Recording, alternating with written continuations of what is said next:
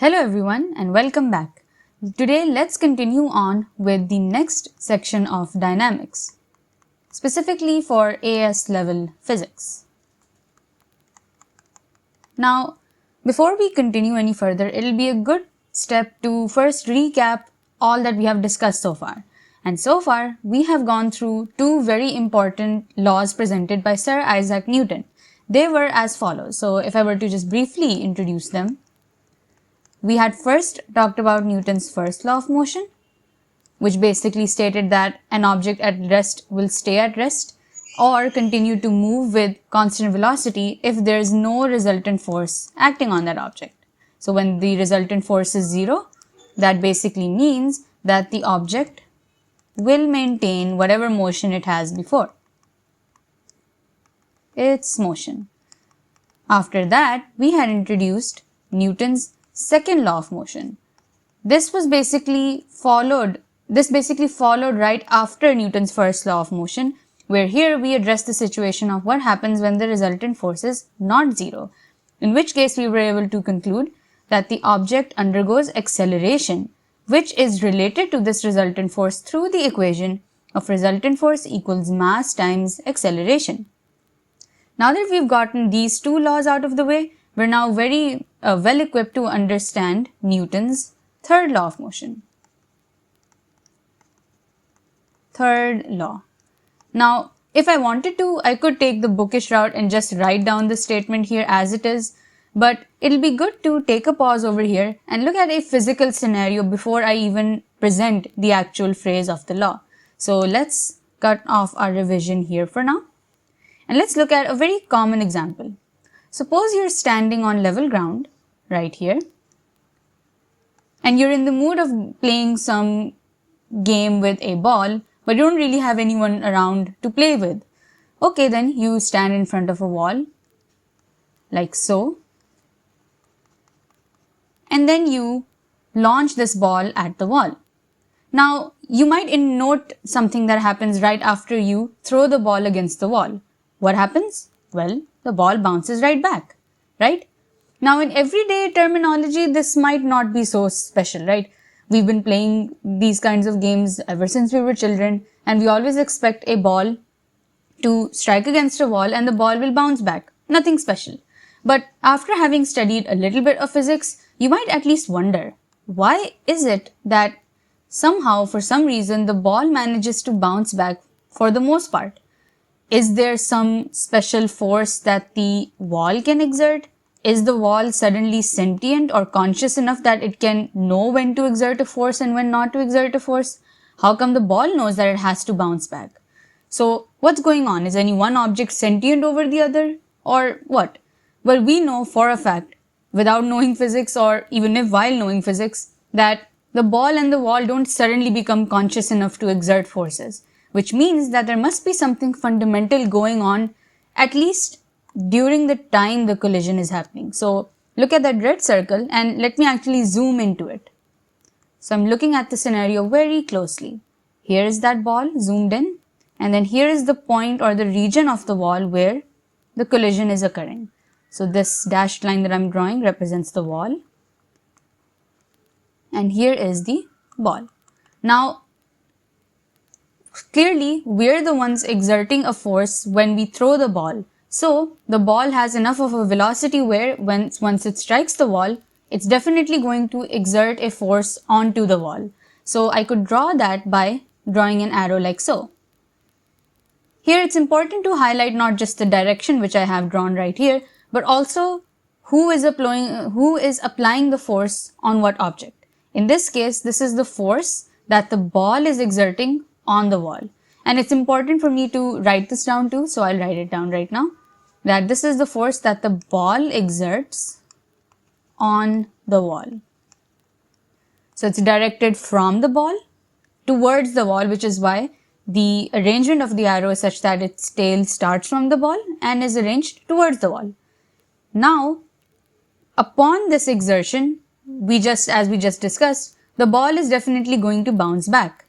The fact that it's bouncing back means that while before it was moving towards the wall, now it's going to move away from the wall.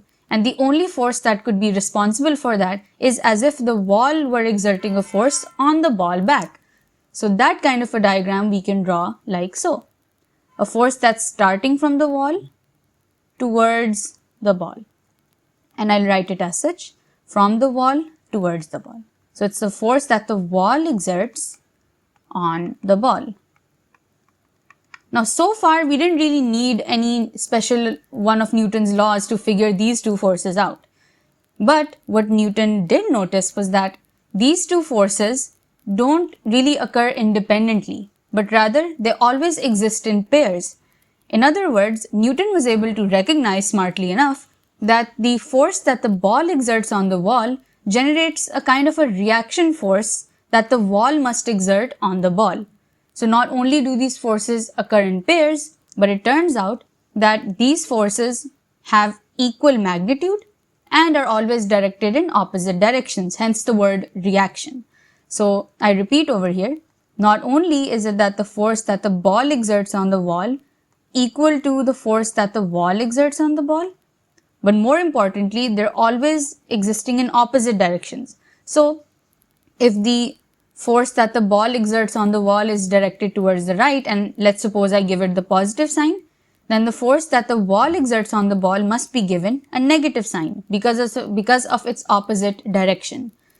So this relation is basically comprises Newton's third law of motion, where he recognized that not only are these two forces not independent, meaning they will always occur in pairs, but more importantly, both of these forces have an equal magnitude and are always directed in opposite directions. So let's write this statement down now a bit more formally. So here we have Newton's third law of motion, where we state the following. Every action force, meaning the force that is initially exerted, has an equal and opposite reaction force. So the reaction force is the pair that exists right after the action force is exerted, and the way to link the two is that they have equal magnitude and opposite directions. Great. So even though here it might seem like Newton's third law has told us everything about these action and reaction forces, there are a few more important points that we should know as far as their description goes. So here I would like to introduce a term that we often use to link these action and reaction forces. We often call them an action-reaction pair of forces. So in the example above, where we have FBW and FWB, to kind of illustrate that they're not independent of each other but rather exist in pairs, we describe them as action-reaction pair of forces. So one's an action, the other is a reaction, and they always exist in pairs. Beyond this, there are some more features we should be able to recognize, especially in the context of AS level physics. So the first two properties are pretty obvious, we've already discussed them. They always have equal magnitude, and they always are directed in opposite directions. Two more properties also follow, which are, I'll say they're implied, but they're not explicitly mentioned in the third law itself. So it's very important for us to highlight them separately. The first point is that if you see the forces FWB and FBW, just by the phrasing of each of these forces, you realize that even if they might overlap the way they do over here, they're never really exerted on the same object. And you can see that. If you look back up here, FBW is exerted on the wall, so it's acting on the wall, whereas FWB is acting on the ball. So because of their opposite directions, they're never really exerted on the same object. So that's one important point. That is, they never act on the same object. You could of course rephrase this by saying that they always act on different objects. Always act on different objects. right? Now, one more property that follows, and this is less implicitly or less obvious, I would admit, is that when you look at these two forces, FBW and FWB, we notice that they're never really different types of forces. So in this case, if FBW is a contact force, we say that it is a contact force because it's exerted whenever two surfaces are in contact. Since FBW is a contact force, then FWB also has to be a contact force. Meaning their natures or the types of forces that they both will be have to be the same. It wouldn't make sense if the force that's created as an action is a contact force, but then for some reason the reaction force is gravitational force or magnetic force or something like that. You can imagine that such a scenario it's not really physically viable. So it's very important for us to highlight this as well. That is, action-reaction pair of forces are always the same type of force. There will never be two different types of forces. They might be equal in magnitude, opposite in direction if there are indeed two different types of forces. They're not necessarily action-reaction forces.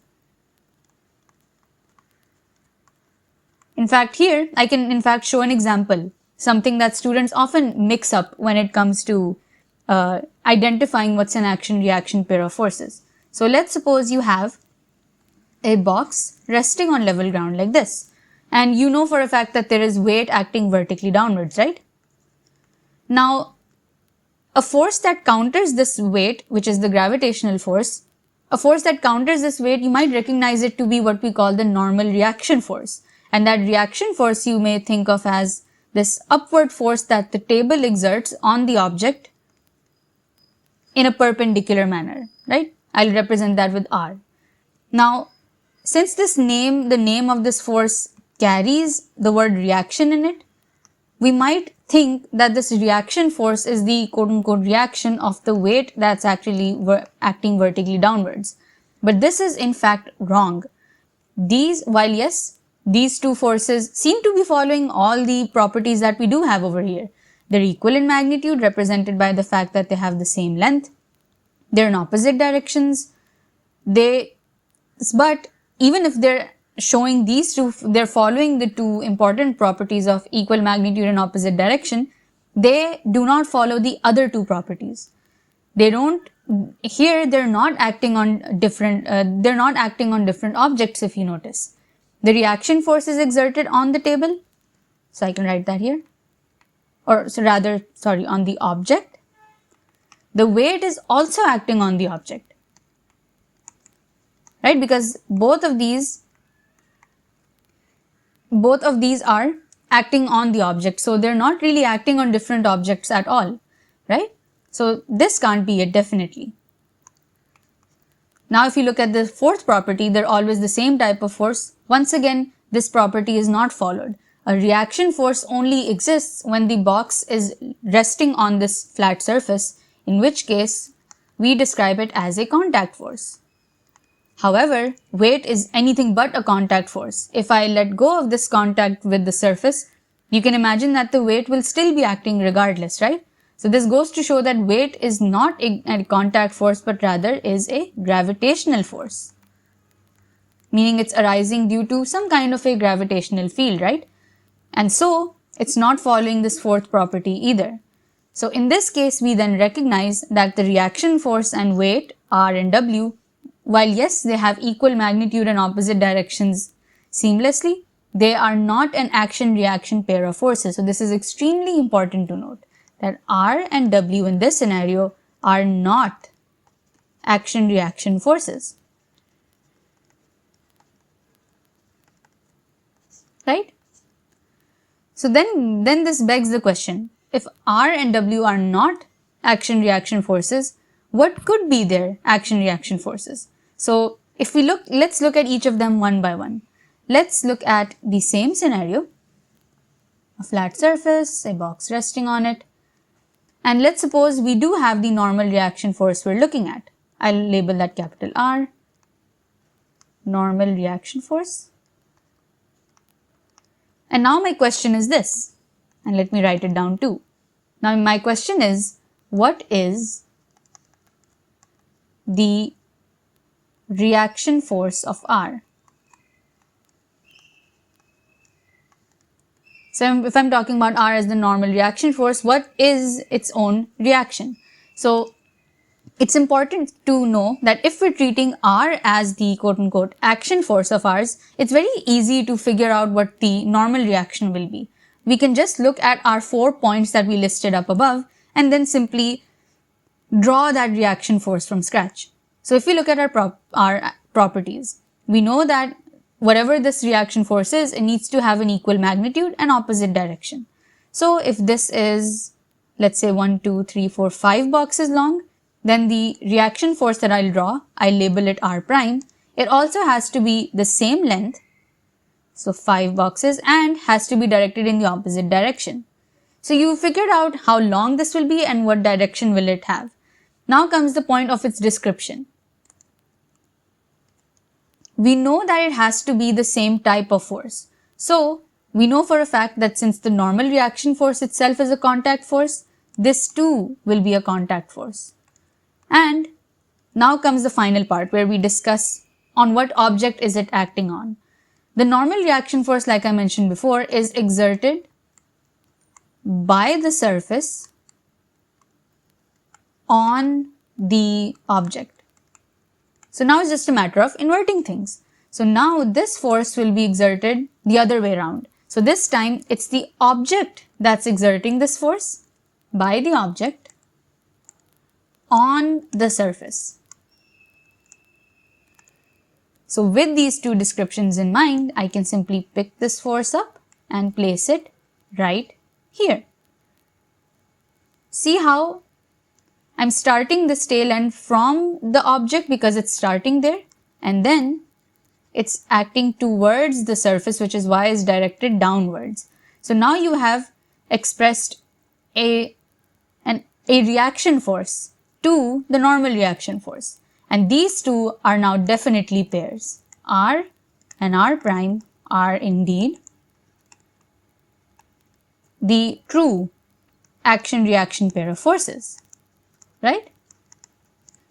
So this exercise was to just show that when it comes to recognizing what action-reaction pair of forces are, we are very easily led to believe that wherever you have two forces that have equal magnitude and opposite direction, they might be action-reaction pair of forces. But in reality, you have to be a bit more careful in that because you can always miss out on the other two properties. Are they the same type of force? And secondly, are they acting on different objects at all, right? Now, before we wrap things up, let's actually look at the next force, which was the weight. Now that we figured out what the reaction force of R is, now comes the question, what could be the reaction force of the weight? So that scenario would look something like this. If you have this box, you have the weight acting vertically downwards, right? Now comes the question, what is the reaction force of the weight? If you wanted to draw it and describe it, how would you do it? I want you to actually pause this video for a moment, give this one a try, and then we will see how it goes, right? Starting now. Are you done? Well, let's see whether you got it worked out or not. So in order to recognize what the reaction force of weight is, we can take the same approach that we just did in the previous practice question. We can look at the 4 points that we had labeled up above that describe an action-reaction pair of forces and simply just tick off them one by one. As mentioned before, the action-reaction pair of forces will always have an equal magnitude and will be directed in opposite directions. These 2 points are the easiest to draw, so let's get those out of the way.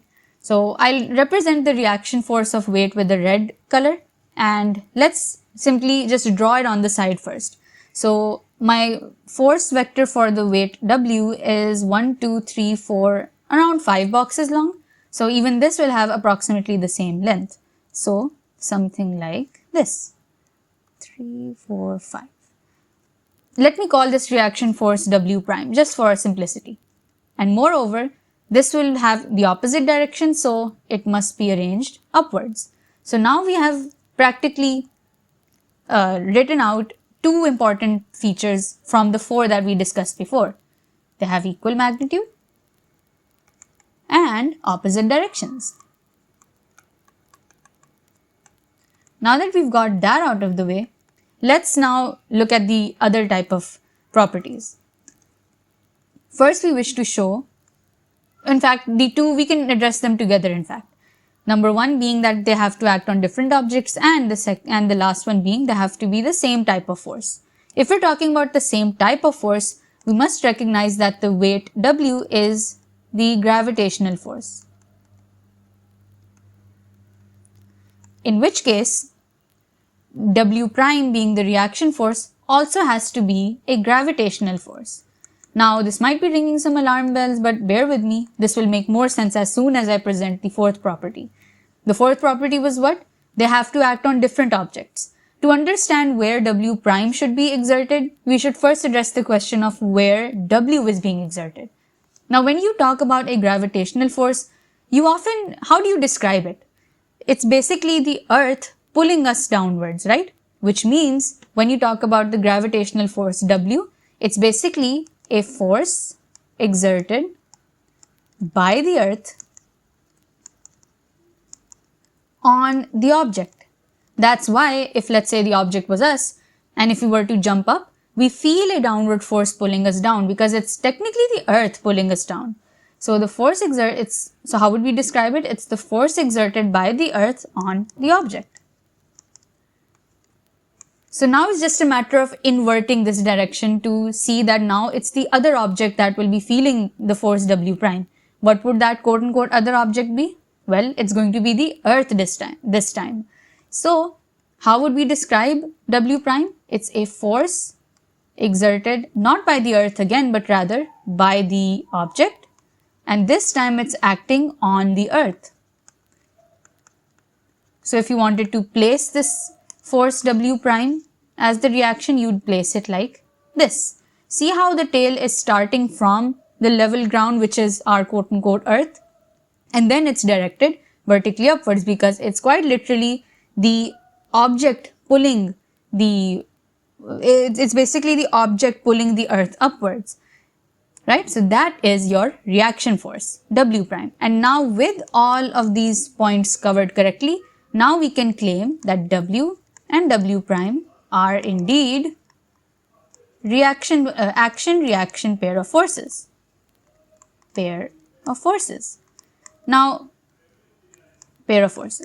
Now, you might be wondering that, am I also exerting this kind of a reaction force on the earth? And in reality, you are actually. Imagine if this is the earth, and then you're standing here on the very top. While yes, you do have the weight that's acting vertically downwards, that the earth is pulling you downwards with, you're also exerting a force, the same kind of gravitational force on the earth, right? So interestingly enough, even you're managing to exert a force back onto the earth, more so as a reaction. Now you might be wondering, how come I don't feel the earth pulling towards me? Well, even if there's yes that non-zero amount of force that is acting on the earth by you, that W prime force, in reality, your mass is so small compared to the earth that you don't really feel it. So, but still, that isn't to say that this W prime doesn't exist. You are indeed pulling the earth towards you. It's just that you're very small compared to the earth that you don't really feel it. But that doesn't mean it's not there, right? Alright, I think now we have gotten a pretty good grasp of what Newton's third law entails. It states that every action force that is exerted in nature will always have an equal and opposite reaction force right back.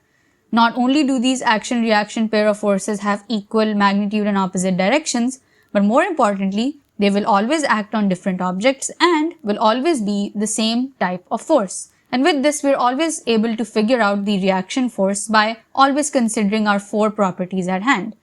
So, I hope you now get a good grasp of this, and next time we will dive further into the notion of forces and how they relate with properties like mass and velocity. Thank you.